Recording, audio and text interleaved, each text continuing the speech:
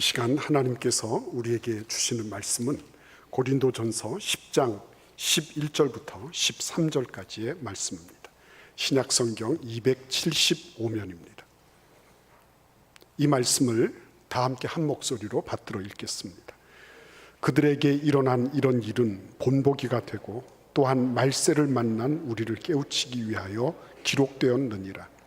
그런즉 선줄로 생각하는 자는 넘어질까 조심하라. 사람이 감당할 시험 밖에는 너희가 당한 것이 없나니 오직 하나님은 미쁘사 너희가 감당하지 못할 시험 당함을 허락하지 아니하시고 시험 당할 즈음에 또한 피할 길을 내사 너희로 능히 감당하게 하시느니라. 아멘. 85주년을 맞이하면서 저도 우리 교회 60년사도 읽어보고 충청 지역의 그 교회 역사도 읽어보고 또 여쭤도 보고 이렇게 하면서 이 말씀이 참 맞겠다 싶었어요. 왜냐하니까 오늘 본문 말씀해 보시면 그들에게 일어난 이런 일은 본보기가 되고 이렇게 말씀하시고 있는데요. 이 본보기가 되고 라는 말씀은 이전에 개역 개정판이 있기 전에 개역 한글판에는 뭐라고 되어 있냐면 우리에게 거울이 되고 라고 말씀하고 있는 거예요. 거울이 되고. 이전에 많은 사건 사고들이 있었거든요. 그런데 이런 일들이 그냥 일회적으로 무슨 어떤 사건 사고로 그냥 한번 기록되고 기사화되고 마는 것이 아니라 이거를 하나님은 어떻게 하신다고요? 거울로 삼으신다는 거죠. 여러분들 우리 뇌에 거울이 다 있다는 거 알고 계시죠? 우리 중고등부 학생들이나 우리 어르신들이나 엄마 아빠도 다 거울을 하나씩 다 가지고 있어요. 그걸 다른 말로 거울 신경세포라 그래요. 미러 뉴런이라 그래요. 혹은 거울 신경체계라고 말하기도 하는 거예요. 그러니까 우리 뇌 안에 거울을 다 장착하고 있어서 이 거울이 뭐라는 거죠? 비춰주잖아요. 어떤 사람이나 대상이 움직일 때 그거를 관찰하면서 내 안에서도 그것과 같은 유형의 모습이 나타나는 거예요. 그러니까 모방하는 거, 언어를 습득하는 거, 이런 것들이 전부 무엇과 연관되어 있냐면 거울 신경세포와 연관되어 있다라고 주장을 하는 거죠. 그러니까 우리 안에는 나는 거울이 없어 이렇게 얘기를 하지만 사실은 나도 뭔가를 보고 뭔가를 카피하고 복사하는 그런 거울이 나한테 있다는 것을 꼭 기억하시는 게 필요해요. 그러니까 소돔과 고모라 같은 그런 곳이 있잖아요. 그곳은 범죄 유형의 도시였죠. 범죄 도시예요. 한두 사람이 아니라 전체가 다 범죄하는 집단 성범죄를 일으킨 도시가 소돔과 고모라예요. 그런데 처음부터 소돔과 고모라가 그러한 범죄자들만 다 모았을까? 아니에요. 처음에는 한두 사람이 한 거죠. 근데 그 한두 사람이 어떻게 그런 어마어마한 전체 도시가 다 범죄하도록 만들었을까요? 이유가 어디에 있죠? 거울세포 때문에. 그거 하는 걸 보고 모방하고 싶은 거예요. 나도 그거 따라하고 싶은 거야. 그런 일들이 막 나타나는 거죠. 그러니까 오늘 이 말씀을 보시면 여러분들 안에 있는 거울을 잘 활용할 줄 알아야 된다는 거죠. 남들이 한다고 해서 그것을 내가 모방해서 하든지 아니면 그것을 하지 않든지 하는 것은 누구 몫이에요? 거울을 장착하고 있는 내 몫이에요. 거울을 장착하고 있는. 하와이에 카와이라고 하는 섬이 있었습니다. 거기에 이 카와이라는 섬은 말 그대로 이 알코올 중독자나 마약 중독자, 정신질환자, 범죄자 이런 사람들이 거의 수용되다시피 한 그런 섬이에요. 근데 그곳에 1955년도에 신생아가 833명이 태어났어요. 그러니까 딱 보면 이 섬에서 태어나는 아이들의 미래가 어떨까요? 전부 부모들이 마약을 하거나 알코올에 중독돼 있거나 아니면 무슨 범죄를 하거나 뭔가에서 역지능적인 가정이 많은 거죠. 그러니까 그들의 앞날도 암울하기 짝이 없을 거다라고 그렇게 지레짐작이 가는 거예요. 근데 이 833명의 아이들을 어느 대학 연구진들이 종단 연구를 하기로 결심을 한 겁니다. 30년 동안 이들을 추적 조사를 한 거예요. 이들이 어떻게 됐느냐 하는 거죠. 그래서 당연히 그런 역기능 가정에 태어난 아이들이 201명 정도가 됐는데, 이 아이들에는 틀림없이 말 그대로 그들이 보고 배운 게 그거니까 그렇게 될 수밖에 없겠다, 이렇게 생각을 한 겁니다. 그래서 에이미 워너라고 하는 이 여교수가 그 아이들을 이렇게 종단 연구를 하면서 쭉 추적을 한 거예요. 근데 놀라운 일이 생겼습니다. 이 역기능 가정에 태어난 200여 명의 아이들 가운데 3분의 1은 정상적인 기능을 하고 있는 좋은 환경에서 태어난 아이들과 같거나, 안 그러면 더 월등하게 좋은, 월등하게 괜찮은 그런 수준의 아이들로 바뀌어져 있었다는 거죠.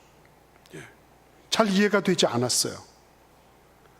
좋은 환경에서 태어난 아이들보다도 더 모범적이고 더 리더십도 있고 대학도 잘 가고 장학생으로 그렇게, 혹은 스포츠도 하고 이러면서 잘 자라난 거예요. 그래서 이거는 뭔가가 다르다 해서 이 70여 명을 쭉 조사를 했습니다. 그랬더니 공통적인 한 가지 상황이 나왔어요. 그게 뭔지 아십니까? 이 아이들을 그냥 있는 그대로 받아주는 누군가가 있었던 거예요. 그게 부모님이 될 수도 있고 할아버지, 할머니도 될 수가 있고, 아무튼 역기능 가정이지만 고모나 이모나 아니면은 옆에 무슨 교회학교 선생님이나 누구나 간에 어느 누가 한 사람이 그 아이를 있는 그대로 받아주고, 거울이 그러잖아요. 있는 그대로 보여주잖아요. 있는 그대로 받아주고 있는 그대로 그 아이들을 받아서 수용하고 격려하고 다독거리는 그런 한 사람이 있으면 그 아이는 엇나가지 않더라는 거죠. 그러니까 200여 명 아이들 가운데 한 3분의 1 정도 되는 70여 명의 아이들이 너무나 괜찮게 잘 살아가고, 그 대표적인 케이스가 누구죠? 오바마잖아요. 오바마는 어떤 사람이에요?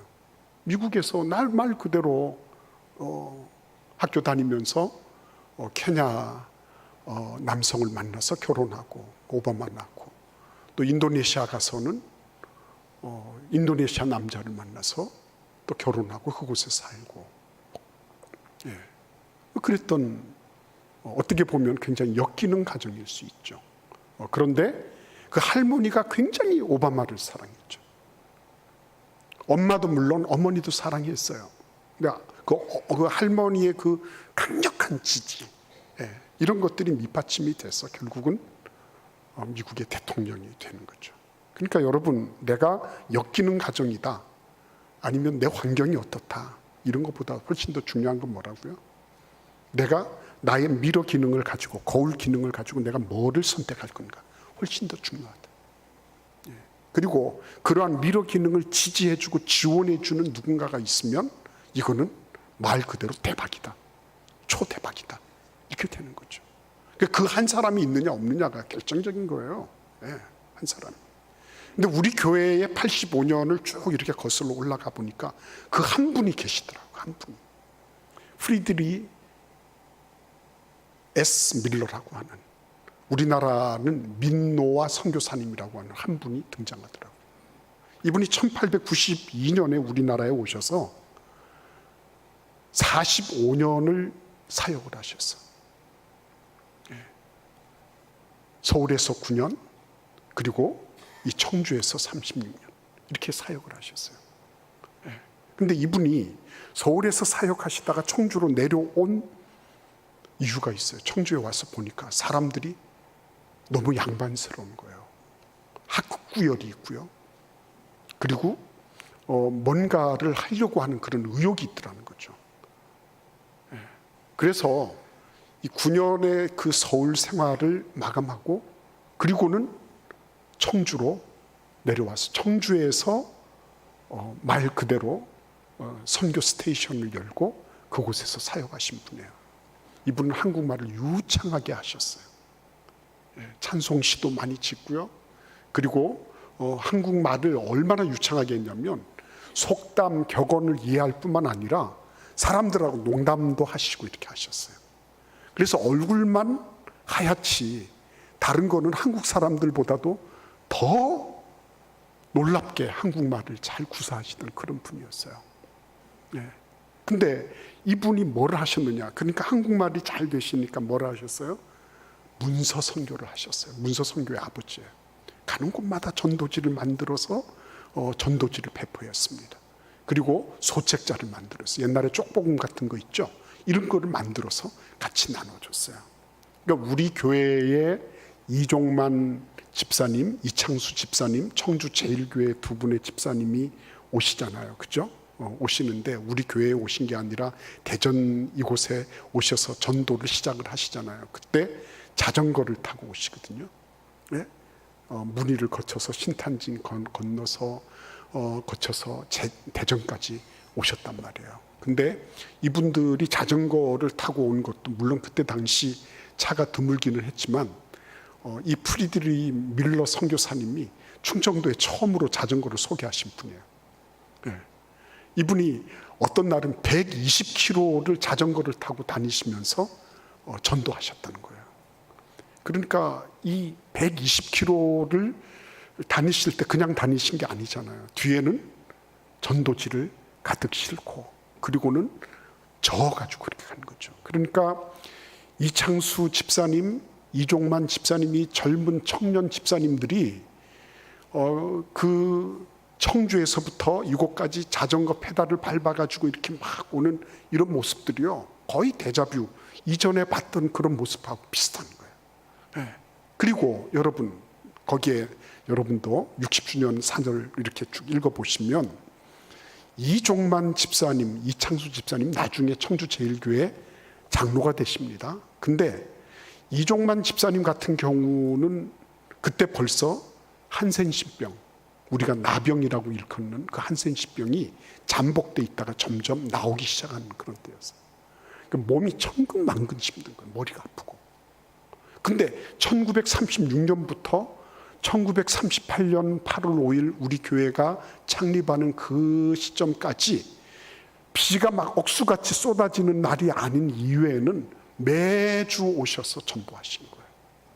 어디서 많이 본 거 아니에요? 어디서? 그러니까 전도한다는 거, 복음을 전한다는 거, 이 예수의 생명을 전한다고 하는 게 이분들에게는 그 무엇보다도 중요한 거죠. 제가 나중에 이창수 그 장로님이 써놓은 거 이렇게 읽어보니까 결국은 이종만 장로님이 이제 이 한센시병이 이제 바깥으로 다 나오면서 소록도로 가셔서 소록도에서 돌아가신다고. 근데 소록도에서 별세를 하시지만 이분이 가지고 있는 게 뭐예요? 이 복음에 대한 열정. 자기 몸이 벌써 자기 몸 같지 않다는 걸 알고 있었던 거예요. 그럼에도 불구하고 그 몸을 이끌고 자전거에 몸을 실려서 여기까지 와서 여기에서 복음 전하기 위하여 자기를 던진 거죠. 우리 교회는 원래 그런 교회였어요. 복음 전하는 거. 그러니까 밀러 선교사님 때부터 시작을 해서 밀러 선교사님이 가는 곳곳마다 복음 전하고 교회를 세웠어요. 충청 지역에 한 40개 됩니다. 근데 거기 보면 무슨 홍성 제일, 안성 제일, 제일자 붙는 건 전부 다 거의 다 밀러 선교사님 세운 교회라고 보면 돼요. 충주 제일, 청주 제일 이런 교회들이 있죠. 이런 교회들은 전부 밀러 선교사님하고 연관되어 있는 그런 교회예요. 가는 곳마다 복음 전하시고 가는 곳마다 교회를 세우고 이 DNA가 우리 교회까지 온 거죠. 그러니까 청주 제일교회에서 우리 교회로 이렇게 넘어온 거죠. 우리 교회가 그 DNA를 어떻게 감출 수 없어서 어떻게 했죠? 이 대전 지역에 12개, 김만재 목사님 계실 때 12개, 우리 박종동 목사님 계실 때 저기 서부교회 이렇게 했어요. 그리고 그 이후에 해외에 이제는 누라 사랑의 교회부터 몽골 생명샘교회, 인도네시아 발리 비전센터 등등 해서 우리 교회가 계속적으로 그런 생명의 DNA를 받아서 그 거룩한 거울 뉴런이 작동을 한 거죠. 그거 받아가지고 우리 교회만 잘 되는 게 아니라 우리 교회를 통해서 또 다른 교회가 세워지고 또 다른 교회가 세워지는 이런 본보기가 되고 거울이 되는 일들을 가만히 올라가 보니까 민노아 선교사님이 계셨던 거예요. 그러니까 우리 교회가 그냥 그러면 두 분의 청년 집사님이 오고 가면서 그냥 됐나? 그게 아니에요. 가만히 보니까 충청노회가 있었어요. 그 전에는 경충노회라 그래요. 경기 충청노회. 교회가 적으니까 경기도 충청도가 함께 노회가 됐어요. 그러다가 이제 교회가 많아지니까 경기노회, 충청노회 분리가 되고 충청노회장이 밀러 목사님이었어요. 밀러 선교사님, 민노아 선교사님. 이 민노아 선교사님이 강력하게 전도에 대한 드라이브를 걸었어요. 생명 구원해야 된다. 교회가 존재하는 것은 생명 구원하라고 있는 거다. 잘 먹고 잘 사는 거 중요하지만 그 이전에 생명이 없는데 어떻게 잘 먹고 잘 사는 게 가능하겠냐. 그래서 생명저라는 이러한 DNA를 다 받았던 거죠. 그래서 청주 제일교회가 지원하고요. 충청노회가 결의를 합니다. 대전 지역의 교회가 필요합니다. 그리고 그 일을 직접 그분들이 나서기도 전에 먼저 나섰던 분들이 이 두 분의 청년 집사님들이었어요. 그리고 놀랍게도 1939년도 총회 회의록에 보면 우리 대한예수교 장로회 제29차 총회가 있었어요. 신의주 제2교회에서. 근데 거기에 보면 우리 교회가 등장합니다. 우리 대전 제일교회가 충청노회 보고 시간에 우리 대전노회 설립을 했습니다. 그리고 경한 목사를 파송을 했습니다. 물론 그 전에 손학금 전도사님도 계시고 이랬지만 그렇게 해서 가만히 보면 우리 교회는 그냥 어떤 한두 분이 어떻게 한 게 아니라 노회적으로, 총회적으로, 교회적으로 이 모든 것들이 한데 모여서 우리 교회가 이루어지는 그런 일들이 발생한 거예요. 그 중심에는 뭐가 있어요? 복음을 전하고자 하는 구령의 열정이 뜨겁게 타오르고 있었던 거예요. 저는 그 이종만 장로님을 생각하면 너무 감사한 거예요. 어떻게 그런 몸을 가지고 복음 전할 생각을 다 했을까? 이런 생각을 하는 거죠. 저는 우리 교회의 믿음의 선배들, 믿음의 선진들, 그분들이 결코 하나님 나라에서 정말 그 어렵고 힘들 때 헌신한 분들 아니에요. 1958년도 이런 때에 그런 때에 교회를 건립을 하고 그 엄청난 그런 그 날연보를 드리면서까지 붉은 벽돌 건물을 만들고 그렇게 헌신한 그런 어르신들, 교회를 새롭게 짓고 창립하고 하는 그런 일들을 위해서 얼마나 헌신하고 헌금하고 그랬는지 모르죠. 그러니까 여러분, 우리 교회는 그런 그 복음에 대한 DNA를 가지고 있는 교회예요. 우리 교회가 가지고 있는 근본적인 그 처음 그 태생 기원을 살펴보면 우리 교회는 복음 전하는 것 때문에 시작을 했고 그 일의 열매이기도 하고요. 그 일을 열매 맺기 위해서 계속적으로 지금도 그 일을 감당하고 있는 교회예요. 그뿐 아닙니다. 1950년도에 6.25 사변이 터지잖아요. 그런데 우리 교회가 이제 대전역 앞이니까 많은 피난민들이 왔어요. 그리고 피난하는 그런 교우들, 성도들도 많이 들어왔습니다. 성도들에게는 우리 교회가 예배 처소예요. 피난민들에게는 비와 이슬을 피하는 공동 숙소였습니다. 여러분, 야, 우리 교회에 여기 들어오지 마라. 그리고 금 꺼놓고 막아버리면 어떡해요? 근데 우리 교회는 그때부터 벌써 그런 일들을 하고 있었어요. 저는 제가 이전에도 김영우 장로님 어렸을 적에 우리 교회 이 놀이터에서 막 놀고 그러셨다고.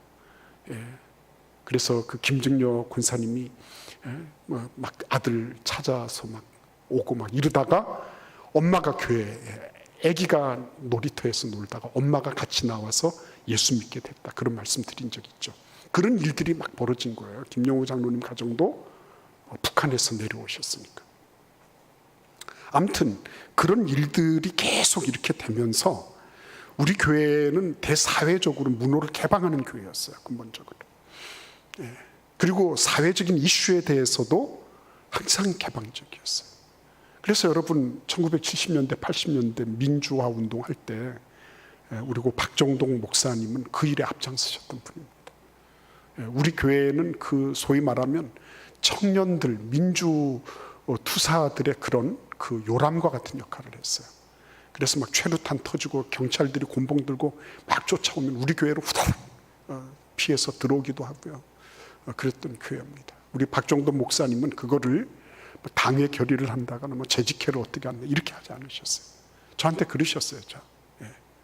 김 목사, 나는 그거를 내 개인적인 차원에서 했어. 우리 교회는 사업가도 있고 직장인도 있고 다 있잖아. 그거를 교회적인 차원에서 난 할 수가 없어. 그래서 이웃에 있는 감리교회하고 같이 합쳐가지고 그 일들을 한 겁니다. 그래서 저는 지금도 이렇게 뭐 서울이니 어디니 돌아다니다 보면 그런 분들을 만나는 거예요. 우리 그때 그 대전역 앞에 있는 빨간 벽돌 교회로 많이 갔습니다. 그러더라고요. 근데 여러분, 그러한 사회적인 이슈들이 오늘날에는 어떻게 된 거예요? 교과서 문제라든지 동성애 입법하는 이런 문제들이라는 이런 것들에 대해서 우리 교회가 목소리를 낼 수 있는 그런 DNA가 쭉 내려오고 있는 거죠. 차별금지법 같은 이런 것들, 겉으로는 차별 금지한다고 하지만 사실은 동성애자들을 위해서 그들이 가지고 있는 그런 것들을 감싸기 위해서 하고 있는 거. 그래서 역차별을 당하는 이런 일들이 있으면 안 된다는 거죠. 동성애자들도 긍휼히 여기고 불쌍히 여기시는 하나님이세요. 그러나 그들이 하고 있는 것들을 불쌍히 여기시지만 그들이 그로부터 회개하고 돌아서는 것, 그게 또한 교회가 해야 될 의무이기도 한 거예요. 그래서 여러분, 그러한 일들을 우리 교회는 이미 이전부터 계속 해왔습니다. 지역 사회를 위해서 개방을 하고 청년들을 위해서 개방하고 캠퍼스를 위해서 개방하고 하는 이런 일들은 어제 오늘 갑자기 뭐 목사가 어떻게 해서 한 게 아니라 이전부터 해왔던 일이에요. 우리 선배들부터 해왔던 일들이에요. 그뿐입니까? 우리 교회는 뭐든지 하면 1호였어요. 뭐 남녀 선교회 1호, 기도원 1호, 뭐 무슨 뭐 아동부 뭐 이전에는 주일학교라 그랬죠. 주일학교 무슨 뭐 세미나, 강습회 뭐 이런 거 하면은 전부 우리 교회에서 다 했어요. 그래서 말씀을 들어보면 막 가마솥 큰 거 걸어놓고, 그래놓고 거기 오시는 모든 교사들, 거기 오시는 모든 손님들을 다 대접하고 섬겼던 교회가 우리 교회예요. 그렇기 때문에 우리 교회의 하나님께서 우리 교회에 주신 은혜는 단순하게 그냥 너희들이 오래된 교회다, 너희들이 뭐 어떻다 이런 게 아니라는 거예요. 그 정신이 처음부터 하나님께서 그런 정신을 주셔서 복음으로 복음의 그 구원의 열정, 그렇죠?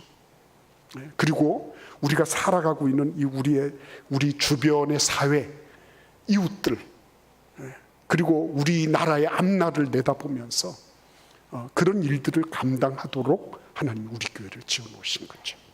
그래서 저는 제가 5대 목사로서 하나님 앞에 얼마나 제가 감사한지 모르겠어요. 제가 아까 우리 문정순 사모님 계셔서 말씀 안 드렸지만 사실은 제가 우리 박정도 목사님 때로는 보고 싶을 때가 있어요. 뵙고 싶을 때가. 제가 말 못하는 것도 있잖아요. 집사람한테도 말 못하는 거. 근데 우리 박 목사님께서는 저한테 그런 얘기들을 종종 해주셨어요. 우리 장로님들 정말 귀하신 분들이에요. 지금 현재 심우하고 계신 장로는 훌륭하신 분들이에요. 이전에 저하고 함께 호흡을 맞추시다가 하늘나라 가신 많은 장로님들이 계세요. 고병우 장로님 이시에서 이규환 장로님, 많은 장로님들 계세요. 제가 그런 장로님들도 뵙고 싶을 때가 있어요. 부족한 목사지만 그거 그냥 이렇게 다 수용하셔서 일어날 수 있도록 기다려주시고 참아주시고 그랬거든요. 너무 감사한 거죠. 그래서 여러분, 지금까지 우리는 그런 거룩하고 복된 그런 유산을 물려받았습니다. 그러면 앞으로 어떻게 하면 될까요? 앞으로 우리 같이 한번 13절 말씀을 12절 13절을 읽어보겠습니다. 그런즉 선줄로 생각하는 자는 넘어질까 조심하라.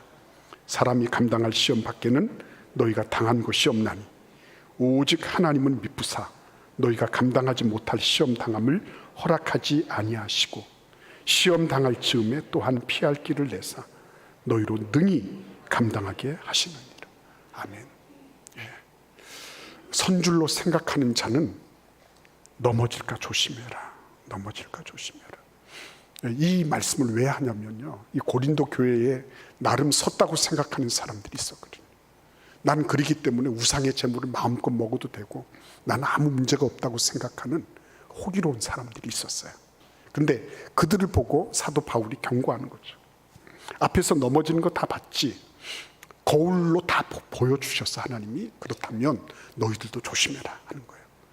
이 프리드리히 밀러 선교사님, 민노아 선교사님의 글을 쭉 읽으신 목사님이 저한테 그러시더라고요. 자기가 그 밀러 목사님의 글을 읽으면서 뭐를 느꼈냐면, 이 민노아 선교사님이 내가 어떻다는 말을 한 적이 한 번도 없다는 거예요. 그 많은 문장 가운데 내가 뭐를 해서 어떻게 됐고 이런 걸 쓴 적이 없대요. 이분이 너무 순수한 분이라는 거예요. 네, 너무 순수해. 그래서 자기가 아니라 하나님이 드러나시는 것에 대해서 관심이 있지, 자기가 드러나는 거에 대해서는 관심이 없는 거예요. 사람들이 나를 얼마나 알아주나 못 알아주나 이게 별로 관심이 없는 거예요. 네. 내가 어떻다고, 내가 어떤 사람인데, 심지어는 그게 안 되면 뭐라고요? 우리 아버지가 누구냐고 막 누군지 아냐고 그러잖아요. 근데 민노아 선교사님은 그런 게 없었어요.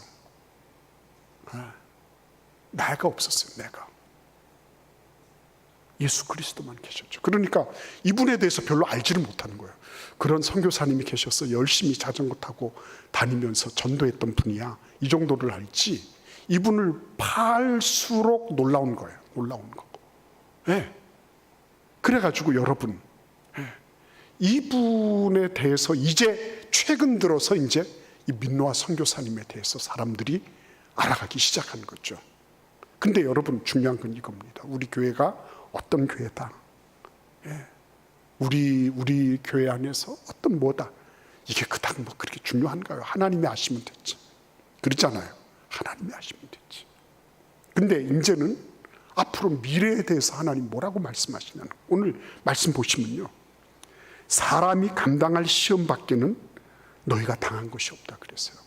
우리가 어떤 위협과 어떤 도전과 어떠한 그런 여러 가지 일들을 만날 수 있어요. 그런데 하나님 뭐라고 말씀하시냐면, 사람이 감당할 시험 밖에는 너희에게 당한 것이 없다. 시험이 오면 감당할 수 있으니까 온 거라는 거예요. 믿습니까 여러분? 우리 교회가 어떤 일을 만나든지 감당할 수 있으니까 온 거예요. 자, 그런데 그 다음 말씀입니다. 오직 하나님은 미쁘사 너희가 감당하지 못할 시험 당함을 허락하지 아니하시고 시험 당할 즈음에 또한 피할 길을 내사 너희로 능히 감당하게 하시느니라 그랬습니다. 와, 여러분, 우리가 어떤 시험을 만나든지 일단은 감당할 수 있다는 거죠. 두 번째는 그것이 내가 감당할 수 없을 만하면 하나님은 어떻게 해요? 그것을 피할 길을 주시는 거예요. 감당할 능력을 주시든지 피할 길을 주시든지, 아무튼 하나님은 어떻게 하세요? 우리를 보존하시고 보호하시고 이끄셔서 하나님의 영광을 위해서 쓰임받게 이렇게 이끌어 주신다는 거예요. 그렇기 때문에 여러분, 미래에 대해서 걱정할 필요가 있어요? 없어요? 없어요. 하나님 앞에, 하나님 나에게 오는 그 어떤 무엇이라 할지라도 내가 감당할 만하니까 하나님이 주신 줄 압니다. 내가 감당할 수 없으면 하나님은 나에게 또한 피할 길을 주시는 줄 믿습니다. 그리고 가는 거죠. 우리 교회 앞날도 하나님이 그렇게 책임져 주실 줄 믿습니다. 우리 사랑하는 장로님들을 위시해서 모든 중직들과 여러분 한 분 한 분이 이제 우리는 거룩한 유업을 이어받았어요. 이제 우리 자녀들이 또 거울을 가지고 있어요. 그 뇌리 속에 그들에게 어떻게 비추어지느냐는 거죠. 우리 어른들이 어떻게 그들의 거울 뉴런을 자극할 건가 하는 거예요. 하나님께서 주시는 풍성한 은혜로 우리 사랑하는 자녀들도 거룩한 복음의 열정을 받고 나라와 민족의 앞날을 위하여 기도하고 대사회적으로 합당하게 움직이는 그런 귀한 자녀손들 다 되게 하실 줄로 믿습니다. 우리 같이 기도하겠습니다. 고마우신 주님 감사합니다. 지금까지 인도하신 하나님께서 시험을 이기게 하시거나 피하게 하시거나 주께서 우리 교회 앞날을 주도하시는 줄 믿습니다. 우리가 그 믿음으로 전진하게 하시고 우리 아들 딸들 하나님의 능력과 은혜 가운데 강건하게 세워 주옵소서. 예수님의 이름으로 축복하며 기도하옵나이다. 아멘.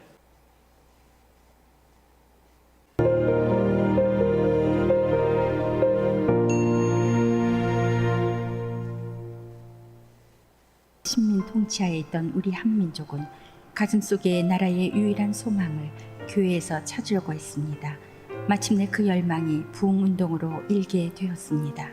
이러한 때 하나님의 놀라운 계획과 섭리 가운데 1938년 8월 5일에 당시 선교사들의 지역 선교 분할 정책에 따라 감리교 선교 구역이었던 경기, 충남, 강원 지역의 순수한 민족교회 헌금으로 청주 제일교회 청년 집사 이창수, 이종만 두 분이 중동 10번지 미용실 2층을 임차하여 미약한 상태로 예배를 드리며 장로교로서는 처음으로 대전 제일교회가 탄생하게 되었습니다. 1939년 6월 손아금 여전도사가 부임하며 사제를 헌금하여 영정 1정목 단층집 14칸을 마련하여 교회의 면모를 갖추게 되었고, 이해 9월 충북로의 허락과 도움으로 연로하셔서 쉬고 계시던 경환 목사가 담임으로 부임하게 되었습니다. 그러나 신사 참배를 거절했다는 이유로 집사들이 투옥되면서 어수선한 분위기로 교회 발전이 침체되었습니다. 1942년 12월 제2대 임종원 목사가 부임하게 됩니다. 그러나 또한 제2차 세계대전이 절정에 달하고 있는 때라 교회는 큰 발전을 이루지 못하고 있었습니다. 그러다 1945년 8월 15일 해방을 맞으며 예배 처소를 중동 일대 일광교 절터 등지로 전전해 왔습니다. 1946년 6월 제3대 김만재 목사가 부임하게 됩니다. 김만재 목사는 현재 우리 교회 부지인 중동 16번지 금강교 절터에 교회 터전을 마련하게 됩니다. 1947년 창립 9주년을 맞이하여 우리 대전 제일교회는 개척 및 분교의 주의를 실천하게 됩니다. 그렇게 동년 11월 제2교회인 대전중앙교회와 제3교회인 더드림교회, 구 삼성교회를 분립시키게 됩니다. 그리고 1948년 3월 제4교회인 문학교회, 구 천근교회와 동년 4월에 제5교회인 신흥교회, 구 가오리교회를 개척합니다. 그리고 1949년 10월에는 인동교회를 개척시켰습니다. 8.15 강복의 기쁨도 가시기 전 1950년 6월 25일 남북전쟁이 발발함에 따라 다시 한번 민족의 슬픔을 맛보게 됩니다. 이런 상황 속에 우리 대전제일교회는 피난민들에게 교회를 개방하게 됩니다. 그리고 전쟁 중에 대전에 정착하게 된 피난민들은 대전제일교회를 중심으로 삶을 이어가게 되었고 교회를 섬기게 됩니다. 1951년 6.25 전쟁 이후 우리 교회는 우리 교회 건물 신축을 뒤로 미루고 1952년 3월 제7교회인 대전 동부교회를 개척시킵니다. 그리고 우리 대전 제일교회는 1955년 신축에 들어갑니다. 신축 중에도 분립 개척에 대한 불신은 꺼지지 않았습니다. 그리하여 1954년 11월 제8교회인 대전 성남교회를 개척하게 되지요. 1958년 8월 5일 우리 대전 제일교회는 20주년을 맞아 새 예배당을 짓고 하나님 앞에 성전 봉헌식을 갖기에 이릅니다. 성전 봉헌을 마친 후에도 분립 개척에 대한 불꽃은 꺼지지 않았습니다.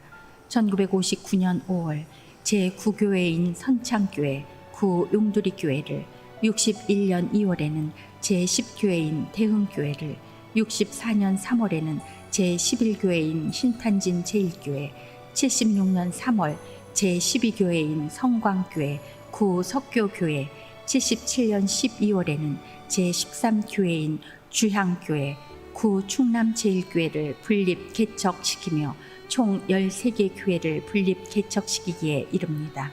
1976년 김만재 목사는 61대 교단 총회장으로 취임합니다. 재임 기간 동안 미국 남장로교, 북장로교 총회와 함께 주한미군 철수 반대에 기여하기도 하셨습니다. 이후 1982년 12월 37년간의 심호를 마감하고 대전 노회로부터 공로 목사, 우리 대전 제일교회에서는 원로 목사로 추대되십니다. 1983년 1월 대전 제일교회 제4대 목사로 박종동 목사가 부임하게 됩니다. 군사 독재 정권 아래 민주화 운동이 한창일 때 우리 대전 제일교회는 민주화 운동에 적극 동참하여 민주화 운동에 참여하는 청년들의 안식처가 되었고 이 시대의 사명을 감당하는 교회가 되었습니다. 박종동 목사는 김만재 목사의 뒤를 이어 성서 신학원을 유지 운영하게 됩니다. 아울러 1990년 시작된 경로대를 모범적으로 운영하여 보건복지부 장관 표창을 수상하며 시대와 지역에 걸맞는 사역을 감당하셨습니다. 그리고 러시아 장학생 양성과 우즈베키스탄 선교 활동, 중국 흥룡 강성 누라의 선교의 터전을 마련하게 됩니다. 시대의 정체성 속에 교회의 정체성도 이어지게 됩니다. 하지만 우리 교회는 1994년 대전 서부 교회를 개척하여 우리 교회 부목사로 있던 강영식 목사를 파송하게 됩니다. 또한 IMF라는 환란 속에서도 온 성도가 하나 되어 기도하고 헌금하여 1998년 7월 26일 새 성전을 건축하여 입당 예배를 드리고 2001년 11월 25일 새 성전을 하나님 앞에 헌당하게 됩니다. 2004년 12월 박정동 목사는 22년간의 목회를 마치며 대전 제일교회 원로 목사로 추대되셨습니다. 2005년 2월 제5대 담임 목사로 김철민 목사가 부임합니다. 그리고 동년 5월에는 위임식을 하게 되었습니다. 김철민 목사는 우리 교회의 아름다운 전통을 이어가는 가운데 새로운 변화를 통해 지역 교회의 모범이 되는 교회로 성장시켜 나가고 있습니다. 2005년 8월 중국 누라시에 개척 설립한 사랑의 교회를 중심으로 선교 현장 체험단이 조직되어 선교 현장을 방문하여 미용 봉사, 의료 봉사와 중보기도 사역을 감당했습니다. 그리고 2008년에는 몽골 고비 사막의 생명숲 가꾸기 사업과 국제가정 친정 보내기 사업 등 섬김의 사업을 이어왔습니다. 국내적으로는 독거노인과 결식자, 누수긴 등 소외된 계층 돌보기와 행복한 한글 교실, 사랑의 연탄 나누기, 지역사회의 봉사를 통해서 하나님의 사랑을 실천하고 있습니다. 2006년에는 목적이 이끄는 40일을 통해 하나님께서 개개인에게 주신 목적을 발견하는 시간을 가짐과 동시에 우리 교회의 목적을 다시 한번 확인하는 시간이었습니다. 2007년 생명제일축제를 통해 새 생명을 잉태케 하시고 출산의 수고를 위해 끊임없이 기도하게 하시는 하나님의 깊은 사랑과 관심을 기대하게 하셨습니다. 2007년 대전제일교회 70주년을 한 해 앞두고 하나님의 은혜로 삼성생명 빌딩을 매입하여 예수생명 빌딩으로 변화시켜 주셨습니다. 이를 통해 우리 교회는 선교와 봉사, 교육 등 사역의 질을 한층 높이게 되었습니다. 70주년을 맞은 2008년 8월 70주년 기념 선교사로 박민석, 손미라 선교사를 몽골에 파송하게 됩니다. 이후 2013년 3월 몽골 생명생교회 기공식을 시작으로 하나님의 사랑이 전해지기를 바라는 간절한 마음이 2014년 6월 몽골 생명샘교회가 헌당 예배를 드림으로 이루어지게 됩니다. 그리고 쉬지 말고 기도하라 명하신 말씀을 기억하고 교회 내에 기도의 불꽃이 꺼지지 않기를 바라며 2010년 교회에서 중보기도 사역을 시작합니다. 2011년 12월 우리 교회는 비전센터와 본관 1층 그리고 본당 리모델링 중공 예배를 드리게 됩니다. 2014년 말씀 묵상 세미나를 통해 말씀 묵상 훈련을 받고 지금까지 말씀 묵상을 이어오고 있습니다. 말씀 가운데 드러난 하나님을 발견하고 하나님이 나에게 어떤 음성을 주시는지 들으며 말씀 가운데 임재하신 하나님을 알아갑니다. 하나님은 우리 교회를 통해 일하셨습니다. 그리고 2018년 하나님은 만천백 비전을 품은 우리 대전제일교회를 통해 일하십니다. 우리 교회는 10,000명의 성숙한 그리스도인을 양성하고 1000개의 자립 대상 교회를 섬기며 100개의 전방 개척 선교지를 위해 기도합니다. 그리고 5월 김철민 담임 목사의 네팔 NHC 신학교 방문을 통해 전방 개척 선교의 뜻을 다시 한번 확고히 했습니다. 2018년 6월 우리 교회는 선교의 달을 통해 온 성도가 함께 기도하며 개인적으로 구역으로 국내외 선교지를 품고 천과 백을 위한 신앙의 다름질을 이어가고 있습니다. 그리고 코로나 팬데믹이 지나간 2023년 우리 대전제일교회는 아름다운 전통과 역사 위에 새로운 시대를 향해 힘찬 발걸음을 내디디려고 합니다. 김철민 담임 목사의 대전 성시화와 한국 성시화 대표 사역과 윤택진 장로의 제108회기 교단 부총회장의 사역을 통해 우리 대전제일교회는 교회와 교단을 넘어 지역사회와 민족 복음화를 위해 눈물과 기도로 섬기고자 합니다. 이제 85주년을 맞은 우리 대전제일교회는 다음 세대를 세우는 공동체, 복음의 진리 위에 서 있는 건강한 선교적 교회 공동체의 큰 뜻을 품고 하나님 나라 실현을 위해 함께 기도하고 합력하여 선을 이루려고 합니다. 지난 85년의 힘들고 어려운 시기 함께 눈물 흘리며 기도한 믿음의 선배들처럼 우리 모두는 한마음이 되어 우리 교회를 향한 주님의 뜻을 이루어가며 다가오는 새로운 시대에 하나님께서 우리 대전제일교회 공동체를 통해 이루실 일들을 기대합니다.